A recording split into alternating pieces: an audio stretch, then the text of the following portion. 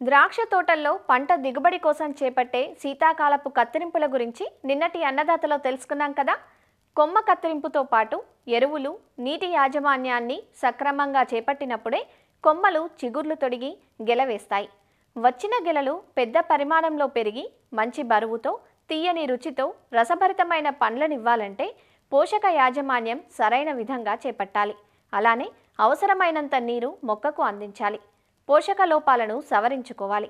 మరి ద్రాక్షలో చేపట్టాల్సిన ఎరువులు, నీటి యాజమాన్యం ఎలా ఉండాలో రాజేంద్రనగర్లోని శ్రీ కొండా లక్ష్మణ్ తెలంగాణ రాష్ట్ర ఉద్యాన విశ్వవిద్యాలయం ద్రాక్ష పరిశోధనా స్థానం శాస్త్రవేత్త మరియు అధిపతి డాక్టర్ ప్రభావతి నుంచి ఇవాల్టి అన్నదాతలో తెలుసుకుందాం. ద్రాక్షలో 2 సార్లు ప్రూనింగ్ చేయడం జరుగుతుంది. ఒకటేమో వేసవకాలంలో కత్తిరింపులు చేస్తారు. వేసవకాల కత్తిరింపులు ఎందుకు చేస్తారు అని అంటే దానికి కొమ్మ పెరుగుదల అవుతుంది, మంచిగా వెజిటేటివ్ గ్రోత్. అట్లనే పూమొగ్గలు అంటే ఫ్రూట్ బడ్స్ ఉంటాయి కదా, అవి అంకురార్పణ చెందుతాయి, అంటే ఇనిషియేషన్ జరుగుతుంది. దాని తర్వాత కొమ్మ ముదురుతుంది, ఫుడ్ మెటీరియల్స్ అంతా కూడా రిజర్వ్ చేసుకుంటుంది. తర్వాత వెంటనే అక్టోబర్, నవంబర్ మాసాల్లో శీతాకాలం కత్తిరింపులు చేయడం జరుగుతుంది. ఇది దేనికి అని అంటే ద్రాక్ష గుత్తులు వస్తాయండి. వచ్చిన తర్వాత మనకి ఫిబ్రవరి మాసం నుంచి మార్చ్ అప్పుడంతా కూడా మనకి ద్రాక్ష పండ్లు అందుబాటులోకి వస్తాయి. సో అప్పుడు అందుబాటులోకి రావాలంటే అక్టోబర్, నవంబర్ మాసంలో మనము శీతాకాలం కత్తిరింపుల్ని చేసుకోవాల్సి ఉంటుంది. ఈ శీతాకాలం కత్తిరింపులు చేసుకునడానికి ముందుగా ఏం చేస్తారు అని అంటే ద్రాక్ష తోటలో వేర్లు అనేవి యాక్టివ్ చేయాలి ఫస్ట్. ఎందుకంటే రూట్ సిస్టమ్ యాక్టివ్గా ఉంటేనే అది మనం వేసినటువంటి మందులన్నీ కూడా చక్కగా అది తీసుకుంటుంది. మనం ఎప్పుడైతే ప్రూనింగ్కి వెళ్ళాలని అనుకుంటున్నామో 15 రోజులు ముందుగానే మనం ఏం చేస్తాము అని అంటే అడుగు వెడల్పు ఉండేలాగా, అట్లనే ఒక 15 సెంటీమీటర్ లోతు రూట్స్ కూడా, సెన్సిటివ్ రూట్స్, ఫైన్ రూట్స్ ఉంటాయి కదా, అవి తెగేలాగా మనం ట్రెంచ్ లాగా, కాలువల్లాగా చేసుకుంటాం. చేసుకున్న తర్వాత ఎఫ్ఐఎం వేసుకుంటాం. అది ఎకరానికి 8 నుంచి 10 టన్నుల ఎఫ్ఐఎం అనేది వేసుకుంటాం. వేసుకున్న తర్వాత మంచిగా రూట్ గ్రోత్ మంచిగా ఉండటానికి నీళ్లు పెట్టేస్తాము. పెట్టిన తర్వాత డిఏపిని ప్రతి మొక్కకి ఒక 50 గ్రాముల చొప్పున డిఏపి వేసుకుని అలా ప్రిపరేటరీ చేసుకున్న తర్వాత 15 రోజుల తర్వాత శీతాకాలం కత్తిరింపులకి రెడీ అవుతుంది మొక్క. ఎరువుల యాజమాన్యం అనేది సరైన రీతిలో తీసుకోవాలి. అట్లనే అప్పుడు మనము నీరు పెట్టడం కూడా అస్సలు అశ్రద్ధ చేయకూడదు. లేదు ఆ టైంలో మనం నీరు సరిగా అందించలేదనుకోండి, ఒక్కొక్కసారి ఏమవుతుందంటే ఆ కేన్స్ ఏవైతే కత్తిరించామో వాటికి సరిగ్గా నీళ్ళు అందకపోతే బడ్ బస్టింగ్ జరగదు, అంటే కొత్త షూటు గ్రోత్ రాదనమాట. సో బడ్ బస్టింగ్ జరిగినప్పుడు డెడ్ కేన్స్గా తయారయ్యేటటువంటి ఆస్కారం ఉంటుంది. కాబట్టి సరైనటువంటి నీటి యాజమాన్యాన్ని మనం పాటించాలి. అంటే వేర్ల వ్యవస్థ దగ్గర ఎప్పుడు కూడా డ్రిప్ ద్వారా నీరు చక్కగా ఉండేటట్టు చూసుకోవాలి. అయితే మొదటి 40 రోజుల్లో మనకి శాఖీయమైనటువంటి గ్రోత్ అంటే వెజిటేటివ్ గ్రోత్ వస్తుంది. అంటే ఇప్పుడు ఈ మొక్క ఉంది కదా, ఈ మొక్కకి ఈ డ్రిప్పర్స్ వేసుకుంటున్నాం కదా, ఈ లైన్స్ లేటరల్స్ వేసిన తర్వాత ఆ మొక్కకి ఇటువైపున ఒక అడుగు దూరంలో మేము ఎమిటర్స్ పెడతాము. అవి ఒక్కొక్క ఎమిటర్ 4 లీటర్స్ డిశ్చార్జ్ ఇస్తుంది. అంటే 2 ఎమిటర్స్ అంటే 8 లీటర్స్ డిశ్చార్జ్ పర్ అవర్ ఉంటుంది.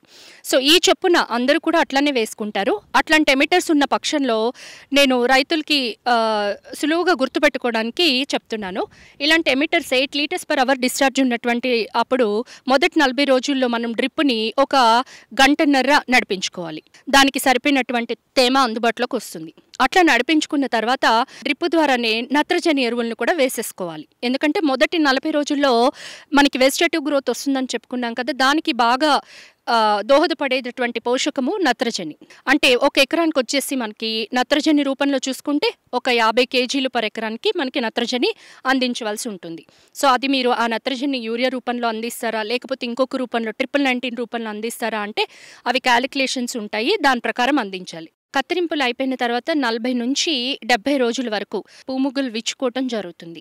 పూముగ్గులు విచ్చుకుంటున్న కొద్దీ పచ్చపూత ఉంటుంది కదా, అది విచ్చుకుంటున్న కొద్దీ ఏమవుతుందంటే వాటిపైన ఉన్నటువంటి క్యాప్స్లా ఉంటాయి, అవి ఫాలింగ్ జరుగుతుంది అనమాట. సో పూముగ్గులు విచ్చుకుని క్యాప్ ఫాల్ స్టేజ్ అయ్యేటటువంటి ఆ సందర్భంలో మనం నీటి తడులు కొంచెం తక్కువగా ఇచ్చుకోవాలి. రోజుకి అరగంట నుంచి 45 నిమిషాలు మాత్రమే నీరుని ఇచ్చుకోవాలన్నమాట. అలా ఇచ్చుకుంటూ అప్పుడు మనం భాస్వరం ఫర్టిలైజర్స్ని ఇచ్చుకోవాలి. ఒక ఎకరానికి వచ్చేసి 50 కిలోల భాస్వరం మాత్రమే ఇవ్వాల్సి వస్తుంది. కత్తిరింపుల తర్వాత 120 రోజులు, 130 థామ్సన్ సీడ్లెస్ అయితే కొంచెం లేట్గా వస్తుంది, 135 రోజులు. అట్లా కొన్ని వెరైటీస్ అయితే కొంచెం ముందు వస్తాయి, ఎర్లీ వెరైటీస్ కూడా ఉన్నాయి. కానీ ఎంత కాదన్నా కూడా మనకి 115 నుంచి మెచ్యూరిటీ అనేది అవుతుంది. అప్పుడు మనము కోతకి తీసుకోవచ్చు. మనం 71 రోజుల నుంచి చూసుకున్నట్లయితే 90 రోజుల వరకు పిందె కడుతుంది చిన్నగా. ఆ పిందె పెరిగేటటువంటి దశ ఉంటుంది. ఆ పిందె పెరిగేటటువంటి దశలో మనం 2 పోషకాలను ఇవ్వాల్సి వస్తుంది. అప్పుడు మనము నీటి తడును కూడా కొంచెం ఎక్కువ చేయాలి. అంటే మళ్ళా తిరిగి మనం ఏం చేయాలి అంటే ఒక గంట నుంచి గంట 15 నిమిషాల వరకు మనం నీటిని డ్రిప్ ద్వారా రోజుకి నీటిని అందివ్వాల్సిన పరిస్థితి ఉంటుంది. అట్లనే అప్పుడు మనం నత్రజని ఎరువుల్ని వేసుకోవాలి. అయితే నత్రజని ఏమో 50 కిలోలు ఎకరానికి చొప్పున, అలానే పొటాష్ అయితే మాత్రం 100 కిలోలు ఎకరానికి చొప్పున వేసుకోవాలి. అలా వేసుకోవటం వల్ల ఏమవుతుందంటే పిందె అనేది సైజు మంచిగా పెరుగుతుంది, పిందె నాణ్యత కూడా మంచిగా వస్తుంది. దాని తర్వాత మనకి 105 నుంచి కోత వరకు మనం ఏమంటారంటే వెరేషన్ స్టేజ్ అంటారు. అంటే ద్రాక్షలో రంగు తిరుగుతుందనమాట. దాన్ని వెరేషన్ స్టేజ్ అంటారు. పక్వ దశకి ఎంటర్ అవుతుంది. అక్కడి నుంచి కోత వరకు మనం చూసుకుంటే 105 రోజు నుంచి 120 లేదంటే 130 రోజుల వరకు ఓన్లీ మనకి పొటాషియం ఎరువులే మనకు అవసరం అవుతాయి. అప్పుడు కూడా నీటి తడుల్ని గంట నుంచి గంటన్నర వరకు మనం పెట్టుకోవాలి. 100 కిలోలు ఎకరం చొప్పున మనం వేసుకోవాలి. ఇంకా సూక్ష్మ పోషకాలు కూడా దీనికి అవసరంగా ఉంటాయన్నమాట. కత్తిరింపులు అయిన తర్వాత 15 రోజులకి మనము ఎకరానికి జింక్ సల్ఫేట్, మెగ్నీషియం సల్ఫేట్ మనము వేసుకోవాలన్నమాట. ఎకరానికి 10 కిలోలు చొప్పున నేలలో zinc sulphate and magnesium sulphate మనం వేసుకోవాలి. అట్లనే మనకి ఎప్పుడైతే పూత దశ ఉంటుందో చక్కగా పూత గట్టిపడడానికి, పూత రాలకుండా వాలిపోకుండా ఉండడానికి బోరాన్ కూడా 1 గ్రామ్ లీటర్ నీటికి చొప్పున పిచికారీ చేసుకోవాల్సి వస్తుంది.